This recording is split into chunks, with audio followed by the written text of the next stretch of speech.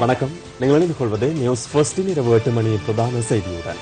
உங்களுடன் இணைந்து கொள்ளும் நாம் சிசரகுமார், கிருஷாந்த் ராஜ், சுவந்தா துசிதர். முதலில் தலைப்புச் செய்திகள். ஜப்பானின் டைசி நிறுவனம் பெருந்தெருக்கள் அமைச்சிடம் 4 பில்லியன் இழப்பீடு கோரியுள்ளது. தலாவையில் அரசு வங்கி ஒன்றில் 95 மில்லியன் ரூபாய் பெறுமதியான தங்க ஆபரணங்களும் பணமும் கொள்ளை. சிறுமி ரெஜினாவிற்கு நீதி கோரியும் போதைப் பொருள் பாவனைக்கு எதிர்ப்பு தெரிவித்தும் இன்றும் போராட்டம்.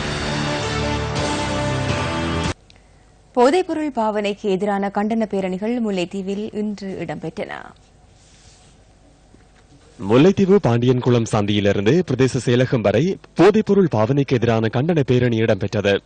இந்த கண்டன பேரணியில் பிரதேச செயலக உத்தியோகத்தர்கள், அறநெறி பாடசாலை மாணவர்கள், அரசு உத்தியோகத்தர்கள், பொதுமக்கள் என பலர் கலந்து கொண்டிருந்தனர். அனைத்துக்கும் இந்த போதைப் பொருட்கள் காரணமாக இருக்கின்றது. எங்களோட பண்பு மாற்றம் அடைத்திருக்கின்றது. இதில் யார் இதை செய்கின்றார்கள் அல்ல யார் பின்னணி இருக்கின்றார்கள்? முழத்துக்கும் மூலம் பாதுகாப்பு படையினர் இருக்கின்ற யாழ்ப்பாணத்திலே ஒவ்வொரு நாளும் கஞ்சா போதைப் பொருட்கள், ஹெரோயின் போதைப் பொருட்கள் அங்கே கொடுக்கப்படுகின்றன. கிழக்கிலே கட்டவிழ்த்து விடப்பட்டிருக்கும் வடிசாராய உற்பத்தி, கஞ்சா கடத்தல் என்பவற்றின் தொடர் நடவடிக்கையாக இன்று பச்சை குழந்தையில் இருந்து படுகிழவி வரை பாதுகாப்பற்ற நிலை தலைவிரித்து ஆடுகின்றது. இந்த நிலைப்பாட்டுக்கு அரசு நிச்சயமாக பதில் கூற வேண்டும். போலீஸ் நிர்வாகம் இந்த குழந்தைகள், குஞ்சுகள், இந்த பெண்கள் பாலியல் துஷ்பிரயோகத்துக்கு உள்ளாகின்ற பொழுது இந்த கல்லறை கண்டுபிடிப்பதற்கு ஏன் முடியாமல் படுத்து தூங்குகின்றார்களா? இதேவேளை மல்லாவி நகரிலிருந்து துணுக்காய் பிரதேச செயலகம் வரை மோட்டார் சைக்கிள் பேரணி இடம்பெற்றது. போதைப் பொருளுக்கு எதிரான கண்டன பேரணியில் பிரதேச செயலக உத்தியோகத்தர்கள், சுகாதார திணைக்கள உத்தியோகத்தர்கள் மற்றும் பொதுமக்கள் இணைந்து கொண்டனர். போதை காரணமாக உடல் உள ரீதியாக மட்டுமன்றி பல சமூக பிரச்சனைகளையும் இந்த போதை பாவனை உருவாக்கி இருக்கின்றது. எனவே எதிர்காலத்திலே நாங்கள் போதைப் பொருள் பாவனை அற்ற ஒரு சமூகத்தினரை கட்டி எழுப்புகின்ற நோக்கோடு இந்த விழிப்புணர்வை நாங்கள் நிகழ்வை ஒழுங்குபடுத்தி இருக்கின்றோம். உத்தியோகபூர்வ பணி ஜனாதிபதி மக்கள் சேவை தேசிய வேலை திட்டம் இன்று யாழ்ப்பாணத்தில் நடைபெற்றது. உத்தியோகபூர்வ பணி ஜனாதிபதி மக்கள் சேவை தேசிய வேலை திட்டம் யாழ் வீரசிங்கம் மண்டபத்தில் இன்று இடம்பெற்றது. இந்த நிகழ்வில் அமைச்சர்களான வஜ்ர அபேவர்த்தன, திலக் மாரப்பன, ராஜாங்க அமைச்சர் விஜயகலா மகேஸ்வரன், வடமாகாண முதலமைச்சர் சி வி விக்னேஸ்வரன், பாராளுமன்ற உறுப்பினர்களான மாவை சேனாதிராசா, எம் ஏ சுமந்திரன், இ சரவணபவன் மற்றும் வடமாகாண சபை உறுப்பினர்கள் கலந்து கொண்டிருந்தனர். ஒரு நாட்டின் பாதுகாப்பிற்கு இராணுவம் அவசியமானது. தமது சொந்த நாட்டை ஏனைய நாடுகளின் ஆக்கிரமிப்புகள் மற்றும் இராணுவ நடவடிக்கைகளில் இருந்து பாதுகாப்பதற்கும் உள்நாட்டில் அமைதியான சூழ்நிலையை உருவாக்குவதற்கும் இராணுவத்தின் பணி அவசியமானது. ஆனால் எமது பகுதிகளில் விவசாய நடவடிக்கைகளில் ஈடுபடுவதற்கும், உணவகங்களை நடத்துவதற்கும், காணிகளை தம்வசப்படுத்தி வைத்திருப்பதற்கும், குளங்களை புனரமைப்பு செய்வதற்கும் இராணுவ வீரர்களின் சேவைகள் தேவைப்பட மாட்டாது. போர் முடிந்து அடுத்த மே மாதம் 10 வருடங்கள் ஆகப் போகின்றது. இன்னமும் எம்மை போர்க்கால மக்களாக பார்த்து இராணுவ கண்காணிப்பை முடுக்கி வைத்து வருவது எம்மேல் நம்பிக்கையின்மையை காட்டுகின்றது. படிப்படியாக இராணுவ பிரசன்னத்தை குறைப்பதாக அரசாங்கம் உத்தரவாதம் தந்திருப்பினும் அது நடைபெறாமலே இருக்கின்றது. மாறாக குற்றச் செயல்கள் இங்கு கூடியுள்ளன. அவற்றை தடுக்க எமக்கு அதிகாரங்கள் தரப்படவில்லை. போலீசார் எமது கட்டுப்பாட்டுக்குள் இல்லை. இராணுவம் வெளியேறி போலீஸ் அதிகாரம் எமக்கு கையளிக்கப்பட்டால் இன்றைய வன்முறை கலாச்சாரத்தை வடக்கில் கட்டுப்பாட்டுக்குள் கொண்டு வருவது ஒரு பெரிய காரியம் அன்று. நீதிபதிகள் போல் இராணுவத்தினரும் ஒதுக்குப்புறமாக இருந்து தமது கடமைகளை ஆற்ற வேண்டும். மக்கள் மனதை தம்வசப்படுத்த வேண்டும் என்ற கருத்தில் மக்களுடன் இராணுவத்தினரை சேர்ந்து வாழ விடுவது எதிர்காலத்தில் பல சங்கடங்களை ஏற்படுத்தும். இராணுவ அதிகாரிகள் மீதோ போர் வீரர்கள் மீதோ எந்த விதமான காழ்ப்புணர்ச்சியும் எனக்கு இல்லை. இராணுவ உயர் அதிகாரிகளுடன் நான் சிறந்த உறவை வெளிப்படையாக கொண்டிருக்கின்றேன். ஆனால் கொள்கை அடிப்படையில் படையினர் முன்னெடுக்கும் செயற்பாடுகள் கபட நோக்கங்கள் கொண்டிருக்க கூடாது. எம்மை வாழ வைப்பதாக கூறிக்கொண்டு எம்மை எஞ்ஞான்றும் கட்டுப்பாடுகளுக்குள் வைக்கப்பட வேண்டிய மக்களாக கணித்து வாழக்கூடாது. வேலை வாய்ப்புக்காக இன்று வீதிகளில் அவர்கள் தடுமாறுகின்றார்கள்.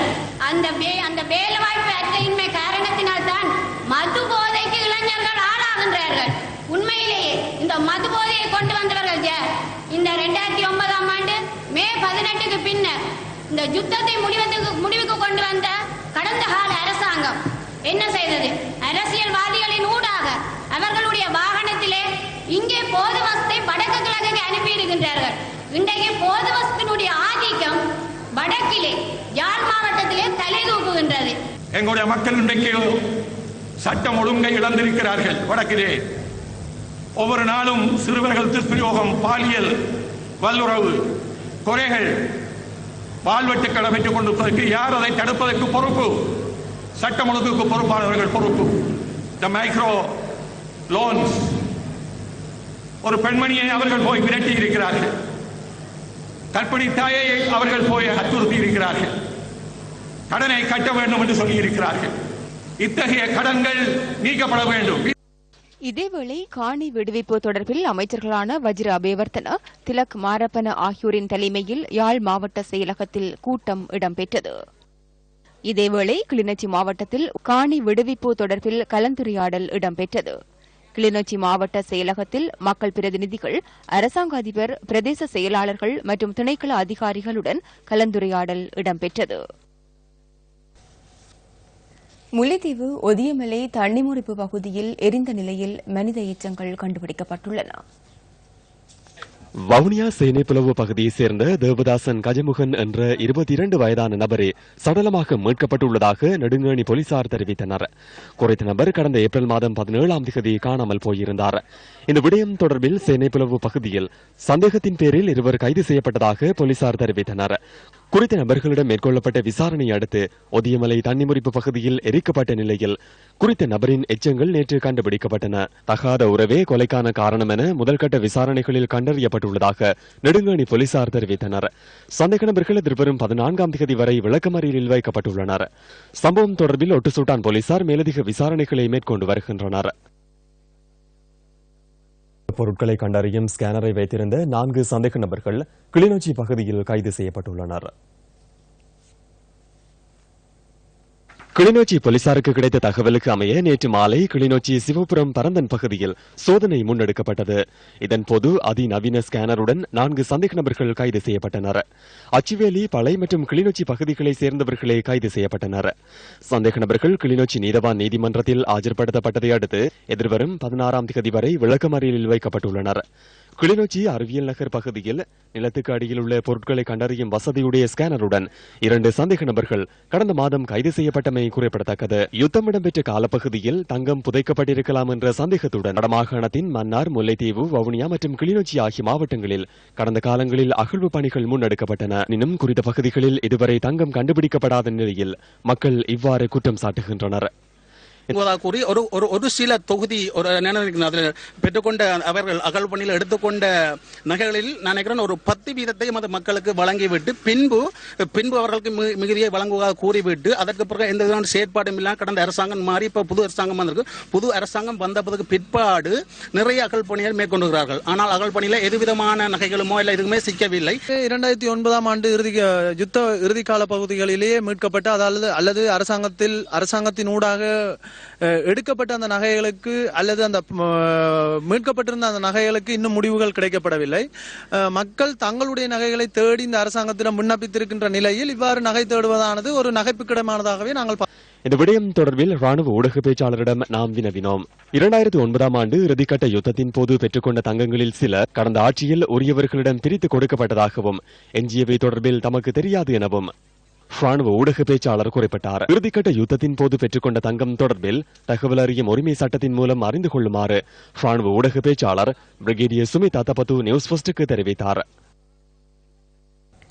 இன்று நடைபெற்ற ஊடகவியலாளர் சந்திப்பில் தமிழ் தேசிய கூட்டமைப்பின் ஊடக பேச்சாளர் எம் ஏ சுமந்திரன் இவ்வாறு கருத்து தெரிவித்தார். வடக்கு மாகாண சபை தேர்தல் நடக்கிறதுக்கு ஒரு மாதத்துக்கு முதல் மஹிந்த ராஜபக்ச சிலவற்றை கொண்டு போய் கிளிநொச்சியில் வச்சு கொடுத்தார். அது வரைக்கும் அது இருக்கிறதா இல்லையான்னு கூட தெரியாமல் இருந்தது. எனக்கு ஞாபகம் இருக்கிறது. நான் அதை பற்றி பிற கேள்வியில் அந்த நேரத்தில் பகிரங்கமாக கேட்டிருந்தேன் நான். அதாவது மிகுதி நகை அங்கே அரைவாசி தான் கொடுக்கப்படுகிறது. மிகுதி நகை அங்கே இது இவர் எங்கே வச்சிருந்தவர் இவ்வளவு காலம் ஒவ்வொருக்கும் தெரியாமல் இவர்கிட்ட கையில் இது இருந்திருக்கு. இவ்வளவு காலம் இது எதற்காக உபயோகிக்கப்படுத்தப்பட்டது? வட்டிக்கு கொடுத்தாரா, இல்லாட்டி மனைவி அணிந்திருந்தாரா, இப்போ திடீரென்று கொண்டு வந்து கொடுக்குறாரு என்ற கேள்வியெல்லாம் நான் கேட்டதும் அதுக்கு பதில் சொல்லி இருக்கவில்லை. மிகுதி நகைகள் இருக்கிறதுன்னு சொன்னால் அது உடனடியாக கொடுக்கப்பட வேண்டும். அது இருக்கிற சம்பந்தமாக எந்த தகவலும் சொல்லப்படவில்லை. விடுதலை புலிகளிடத்திலிருந்து கைப்பற்றதாக சொல்லப்பட்ட இந்த நகைகளில் பாரிய அளவு அந்த வேளையிலேயே பலராலே சூறையாடப்பட்டு விட்டதாகத்தான் நான் நம்புகிறேன். விலைமனு கோரல் நடைமுறைக்கு புறம்பாக மத்திய அதிவேக வீதியின் 3ஆம் கட்ட நிர்மாண பணிகளுக்கான ஒப்பந்தத்தை பெற்றுக்கொண்ட ஜப்பானின் டைசே நிறுவனம் கொழும்பு வெளிப்புற சுற்றுவட்ட வீதியின் நிர்மாண ஒப்பந்தம் தொடர்பில் அரசாங்கத்திடம் 4 பில்லியன் ரூபாய் தாமத கட்டணத்தை கோரியுள்ளது. அது தொடர்பான விசேட வெளிக்கொணர்வு அடுத்து. கொழும்பு வெளிப்புற சுற்றுவட்ட வீதியின் கடுவலைக்கும் கடவத்திற்கும் இடைப்பட்ட பகுதியை ஜப்பானின் டைசே நிறுவனம் நிர்மாணித்திருந்தது. இந்த ஒப்பந்தத்தை நிறைவு செய்து செயற்திட்டத்தை பொறுப்பேற்பதற்கு வீதி அபிவிருத்தி அதிகார சபை 190 நாட்கள் தாமதித்தது. இந்த 190 நாட்கள் தாமதம் காரணமாக தமக்கு ஏற்பட்ட 4 பில்லியன் பொறியியல் செலவை வீதி அபிவிருத்தி அதிகார சபை செலுத்த வேண்டும் என டைசே நிறுவனம் கடந்த ஜூன் மாதம் 4ஆம் தேதி பெருந்தெருக்கள் மற்றும் வீதி அபிவிருத்தி அமைச்சருக்கு அனுப்பிய கடிதத்தில் குறிப்பிடப்பட்டிருந்தது. டைசே நிறுவனத்தின் இலங்கை பிரதிநிதி கிரோகி ஹொரிகாவா இந்த கடிதத்தில் கையொப்பமிட்டுள்ளார். பணத்தை செலுத்த செயற்திட்டத்தின் பிரதி தலைமை அதிகாரி மறுத்துள்ளதாகவும் கடிதத்தில் குறிப்பிடப்பட்டுள்ளது. 4 பில்லியன் ரூபாய் செலுத்தப்படாவிட்டால் ஒப்பந்த விதிமுறைகளின் பிரகாரம் சட்ட நடவடிக்கை எடுக்க நேரிடும் என டைசே நிறுவனம் எச்சரிக்கை விடுத்திருந்தது. கடந்த ஆட்சிக் காலத்தில் தெற்கு அதிவேக வீதியின் இறுதிக்கட்ட நிர்மாண பணிகளை மேற்கொண்ட ஜப்பானின் குமக்காய் குமி நிறுவனமும் தாமத கட்டணம் கோரியதை அடுத்து இணக்கப்பாட்டிற்கு வந்ததால் 5 பில்லியன் ரூபாவுக்கு மேற்பட்ட தொகையை இலங்கை செலுத்த நேரிட்டதாக டைசே நிறுவனம் நினைவுபடுத்தியுள்ளது. அத்தகைய செயற்பாட்டினால் பல்வேறு கட்டணங்கள் உள்ளடங்கலாக பெரும் செலவினை ஏற்பதற்கு காலத்தை செலவிட நேரிடும் எனவும் அந்த நிறுவனம் அமைச்சரின் கவனத்திற்கு கொண்டு வந்தது. ஆகவே சுமூகமாக பேச்சுவார்த்தை மூலம் பிரச்சினைக்கு தீர்வு காண முடியும் என அந்த நிறுவனம் யோசனை முன்வைத்துள்ளது. பெருந்தெருக்கள் மற்றும் வீதி அபிவிருத்தி அமைச்சர் அறிவிக்கும் எந்த ஒரு சந்தர்ப்பத்திலும் பேச்சுவார்த்தைக்கு வருவதற்கு தமது பிரதிநிதி தயார் என அந்த நிறுவனத்தின் கடிதத்தில் குறிப்பிடப்பட்டுள்ளது. இந்த 4 பில்லியன் ரூபாய் தாமத கட்டணம் தொடர்பில் உடனடி தீர்மானம் எடுக்கப்படாவிட்டால் ஷெய்கா கடன் வசதியின் இறுதித் தவணை மற்றும் மத்திய அதிவேக வீதியின் 3ஆம் கட்ட நிர்மாண பணிகளுக்கு தாக்கம் ஏற்படலாம் என டைசே நிறுவனம் எதிர்வு கூறியுள்ளது. டைசே நிறுவனம் என்று நாங்கள் கூறுகின்ற போது மத்திய அதிவேக வீதியின் 3ஆம் கட்ட நிர்மாண பணிகள் தான் எங்களுக்கு நினைவுக்கு வருகிறது. நாங்கள் பல சந்தர்ப்பங்களில் சுட்டிக்காட்டியிருக்கின்றோம். இந்த 3ஆம் கட்ட நிர்மாண பணிகளின் ஒப்பந்தம் வழங்கப்பட்ட விதத்தில் பல்வேறு சர்ச்சைகள், குழப்பங்கள் இருக்கின்றன. குறிப்பாக பென்டா ஓஷன் நிறுவனம், வகச்சிக்கு மற்றும் டைசே ஆகிய 3 நிறுவனங்கள் தான் இந்த நிர்மாண பணிகளுக்கான விலை மனுக்களை தாக்கல் செய்திருந்தார்கள். அதில் குறிப்பாக பென்டா ஓஷன் நிறுவனம் கடல்சார் செயற்பாடுகளில் மாத்திரம்தான் அவர்கள் ஈடுபட்டிருந்தார்கள். அதே போன்று வக்கச்சிக்கு என்ற நிறுவனம் பாலம் அமைப்பது தொடர்பாக தான் அவர்களுக்கான நிபுணத்துவம் இருந்தது. இந்த டைசே நிறுவனம் மாத்திரம்தான் வீதிகளை நிர்மாணிப்பதற்கான தகமையை கொண்டிருந்தார்கள். அந்த அடிப்படையிலே அவர்கள் மாத்திரம் விலை மனுவை தாக்கல் செய்திருந்தார்கள். இருந்த போதிலும் இதற்கான வைப்பீட்டு தொகையை வைப்பதற்கு தவறியதன் காரணமாக இந்த 3 நிறுவனங்களிடம் விலை மனுக்கள் நிராகரிக்கப்பட்டிருந்தன. பின்னர் எங்களுக்கு தெரியும், அமைச்சர் ஃபுஜிடா என்ற ஒரு நிறுவனத்தை கொண்டு வந்திருந்தார். அவர்களது விலை மனுவிலே 159 பில்லியன் ரூபாய் என குறிப்பிடப்பட்டிருந்தது. பிறகு மீண்டும் ஒரு சந்தர்ப்பத்திலே ஃபுஜிடா நிறுவனம், டைசே நிறுவனம் அந்த எண்ணிக்கையை 147 பில்லியன் டாலர்கள் வரை குறைத்தது. சடுதியாக இத்தகைய தொகையை அவர்கள் குறைத்து எவ்வாறாயினும் இந்த திட்டத்தை முன்னெடுக்க வேண்டும் என்ற நோக்கத்தில் செயற்பட்டிருந்தார்கள். இருந்த போதிலும் பிறகு அமைச்சர் பெருந்தெருக்கள் அமைச்சர் ஒரு யோசனை கொண்டு வந்திருந்தார். அதாவது ஜப்பான் தூதரகம் ஒரு வேண்டுகோளை விடுத்திருப்பதாக ஃபுஜிடா நிறுவனமும் அதே போன்ற டைசே நிறுவனம் ஒன்றிணைந்து இந்த திட்டத்தை முன்னெடுக்க வேண்டும், அதன் அடிப்படையில் செயற்பட வேண்டும் என்ற யோசனையை முன்வைத்திருந்தார். அதே நேரத்திலே தூதரகம் ஒரு விடயத்தை கூறியிருந்தது. இலங்கை அரசாங்கத்தின் தேவைக்காகத்தான் இவ்வாறான செயற்பாடுகள் இடம்பெறுவதாக அவர்கள் கூறியிருந்தார்கள். இருந்த போதிலும் நாங்கள் பார்க்கும்போது இலங்கையின் பொறியியலாளர்கள் 123 பில்லியன் ரூபாவாக குறிப்பிட்டிருந்த இந்த தொகையை தான் இவர்கள் இந்த அளவு அதிகரித்திருக்கின்றார்கள். தற்போது நாங்கள் பார்க்கின்றோம் இந்த தைசே நிறுவனம் ஏற்பட்டிருக்கின்ற தாமதத்திற்காக 4 பில்லியன் ரூபாவை அவர்கள் கேட்கின்றார்கள். அவர்கள் இந்த கேட்கும் தொனியிலே ஒரு சந்தேகமும் குழப்பம் ஏற்பட வேண்டிய நிலை இருக்கின்றது. காரணம், இவர்கள் கூறுகின்றார்கள் சட்ட நடவடிக்கைக்கு நாங்கள் சென்றால் இதைவிட கூடுதலான தொகையை செலுத்துவதற்கு நேரிடும் என்ற விடயத்தை அவர்கள் கூறுகின்றார்கள். ஆகவே இதன் மூலம் பெறப்படுகின்ற இந்த 4 பில்லியன் ரூபாவின் ஒரு கணிசமான தொகை எவரையாவது சட்டைப்பைக்குள் போட்டுவதற்கான முயற்சிகள் அல்லது யாருக்காவது சன்மானமாக வழங்குவதற்கான ஒரு பின்புலம் இருக்கின்றதா என்ற சந்தேகம் இருக்கின்றது. அவர்களது கடிதத்திலே அந்த நிறைவேற்ற அதிகாரி கூறுகின்ற வகையிலே சட்ட நடவடிக்கைகள் சென்றால் இதைவிட கூடுதலான தொகையை நீங்கள் செலுத்துவதற்கு நேரிடும் என கூறுகின்றார்கள். ஆகவே இந்த செயற்பாடு தொடர்பான பல தகவல்கள் நம்மிடம் இருக்கின்றன. அது தொடர்பான விவரங்களையும் நாங்கள் எதிர்காலத்தில் உங்களுக்கு கொண்டு வருவதற்கு தயாராக இருக்கின்றோம். விளம்பர இடைவேளைகளின் பின்னர் செய்திகள் தொடரும். நியூயார்க் டைம்ஸ் பத்திரிகை வெளியிட்டுள்ள கட்டுரைக்கு எதிராக சட்ட நடவடிக்கை எடுப்பதற்கான செயற்பாடுகளில் ஈடுபட்டுள்ளதாக முன்னாள் ஜனாதிபதி மஹிந்த ராஜபக்ச இன்று மீண்டும் தெரிவித்தார். பத்திரிகை தொடர்பில் சட்ட நடவடிக்கை எடுப்பதாக நீங்கள் கூறினீர்கள். தற்போது எவ்வாறு அது இடம்பெறுகிறது? அதனை சட்டத்தரணிகளுக்கு வழங்கியுள்ளேன். சட்டத்தரணிகள் அதனை செய்து வருகின்றனர்.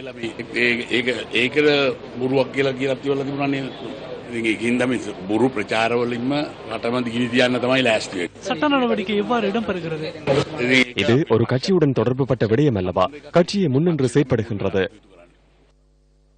ஐரோப்பிய தரத்திலான புதிய பெட்ரோல் மற்றும் டீசலை இலங்கை பெட்ரோலிய கூட்டுத்தாபனம் இன்று அறிமுகம் செய்தது. யூரோ 4 பெட்ரோல் மற்றும் டீசலை இலங்கையில் அறிமுகம் செய்யும் நிகழ்வு கொழும்பில் இன்று நடைபெற்றது. புதிய ரக எரிபொருள் அறிமுகப்படுத்தப்பட்டதை அடுத்து ஒக்டேன் 95 ரக பெட்ரோல் மற்றும் சூப்பர் டீசல் ஆகியன சந்தைகளிலிருந்து அகற்றப்படும். இந்த எரிபொருளை விற்பனை செய்த விலைக்கே யூரோ 4வையும் விற்பனை செய்வதாக இலங்கை பெட்ரோலிய கூட்டுத்தாபனம் தெரிவித்தது. சூழலுக்கு பாதிப்பு ஏற்படுத்தும் வாயுக்களை தவிர்த்து சுற்றாடலுக்கு பொருந்தும் வகையிலான பெட்ரோல் மற்றும் டீசலை நாம் இன்று அறிமுகம் செய்கின்றோம்.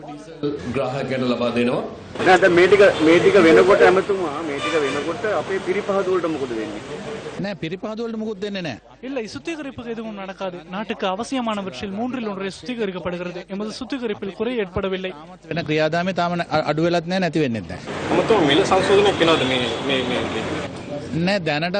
இல்லை, அது தொடர்பில் தீர்மானம் எடுக்கப்பட்டுள்ளது. குழு ஒன்றை நியமிக்க கடந்த அமைச்சரவையின் போது தீர்மானிக்கப்பட்டது. 2 மாதங்களுக்கு ஒரு தடவை கூடி கலந்துரையாடப்படும். உலக சந்தையில் விலை குறைந்தால் இங்கு குறைப்பதற்கும், விலை அதிகரித்தால் இங்கு அதிகரிப்பதற்காகவும் திட்டம் ஒன்றை வகுத்துள்ளோம்.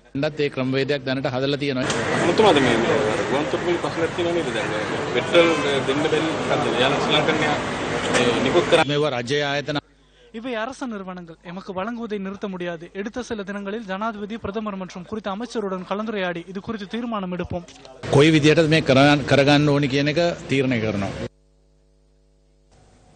மன்னார் விடத்தல் தீவு தூய யோசப்பாஸ் மகா வித்தியாலயத்தில் மாணவர்கள் தொடர்ந்தும் குளவிக்கொட்டுக்கு இலக்காகின்றமையை கண்டிக்கும் வகையில் இன்று எதிர்ப்பு நடவடிக்கை முன்னெடுக்கப்பட்டுள்ளது.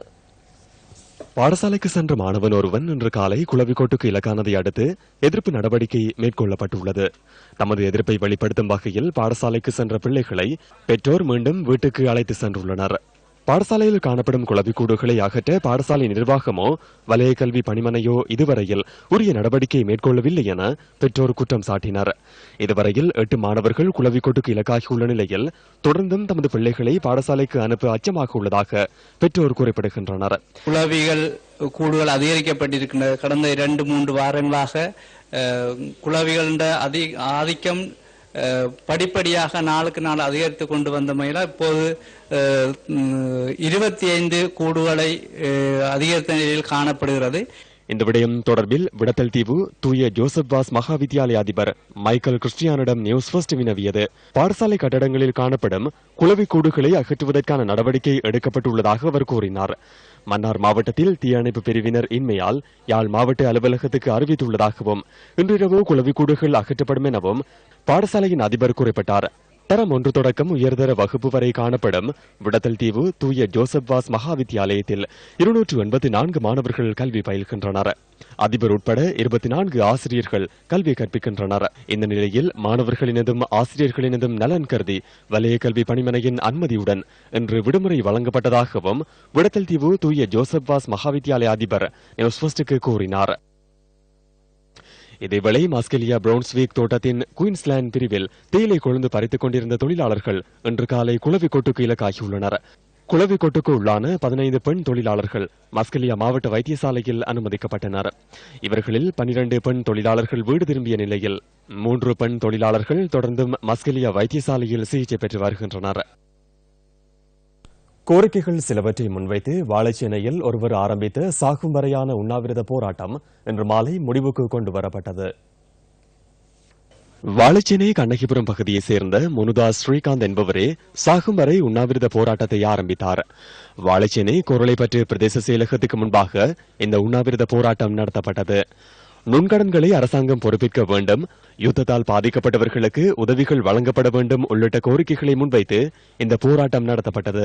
லோன் கட்ட முடியாட்டி நீ என்னோட வான்னு சொல்லி கூப்பிடுற சம்பவங்கள் நடக்கும். எங்களோட பகுதியில் இப்ப 60க்கும் மேற்பட்ட பேர் இந்த நுண்கடனால தற்கொலை செஞ்சு கொண்டிருக்கிறாங்க. நிதியமைச்சர் சொன்னவர் இந்த 1.5 லட்சம் ரூபாய்க்கு எடுத்த கடனை நாங்க பொறுப்பெடுக்க வேண்டும். அது சொல்லி இப்போ 1 மாசம் ஆயிடுது. அதுக்கிடையில இப்ப அவர் சொன்னதுக்கு இடையில 3 உயிர் வைத்து எங்களுக்கு நிறைய பிரதிநிதிகள் இருக்காங்க, தமிழ் பிரதிநிதிகள். இதுவரைக்கும் ஏழை மக்களுக்கு சொல்லி எந்த உதவி திட்டங்களும் இவங்களால நடைமுறைப்படுத்தல. வரவு செலவு திட்டம், நம்பிக்கையில்லா தீர்மானத்துக்கு அவங்களுக்கு ஆதரவு வாக்களிக்கிறவர்கள் அவங்க போட்டி கொடுத்திருக்கலாமே, எங்கட பிள்ளைகளுக்கு வேலை வாய்ப்புகளையும் கொடுக்கலாண்டு. நமது தொகுதியை சேர்ந்த பாராளுமன்ற உறுப்பினர் இங்கு வருகை தராமைக்கு பொதுமக்கள் இதன்போது அதிருப்தி வெளியிட்டனர். பொதுமக்களுக்கும் தமிழ் தேசிய கூட்டமைப்பின் பிரதேச சபை உறுப்பினர் ஒருவருக்கும் இடையில் இதன்போது வாய் தர்க்கம் ஏற்பட்டது. மேடையில் ஒரு பிரச்சாரம் பண்ணணும் உங்களுக்கு வேண்டி. இது ஐயா மக்கள் பிரதிநிதிகள்கிட்ட சொல்லப்பட ஐயா.